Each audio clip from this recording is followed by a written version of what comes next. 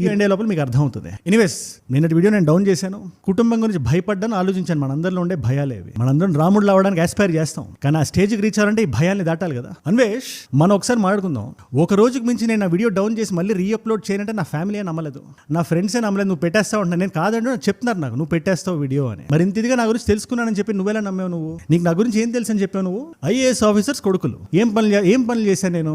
నాకు తెలియక అడుగుతాను, నేను ఏ పని చేశాను? నువ్వు చెప్పిన బెట్టింగ్ యాప్ నేను ప్రమోట్ చేశానా? ఒక్క వీడియో, ఒక ఆడియో క్లిప్, ఒక్క పర్టికులర్ కమ్యూనిటీ పోస్ట్ బయటికి తీసి చూపి నువ్వు ప్రూఫ్స్ పెట్టి మా ఉత్తినే గాల్లో బొంగరాలు తిప్పడం కాదు. నేను ఏమైనా అలాంటి తప్పు చేస్తున్నానని నువ్వు ఫీల్ అయితే చూపి. రెండోది, కుటుంబం మీదకి వెళ్తున్నావు కదా, let me be very clear. మా నాన్నగారు ఒక రిటైర్డ్ ఐఏఎస్ ఆఫీసర్, ఒక బ్యూరోక్రేట్, 32 సంవత్సరాల కెరియర్ లో ఒక్క మచ్చ కూడా లేని ఆఫీసర్. ఆయనకి నాకు అభిప్రాయ భేదాలు ఉండొచ్చు, కానీ ఆయన క్యారెక్టర్ నువ్వు కాదు కదా, నేను కూడా క్వశ్చన్ చేయలేను. ఇంకా తమ్ముడు అంటావా, ఏదో మానభంగం చేశాడని చెప్తాను.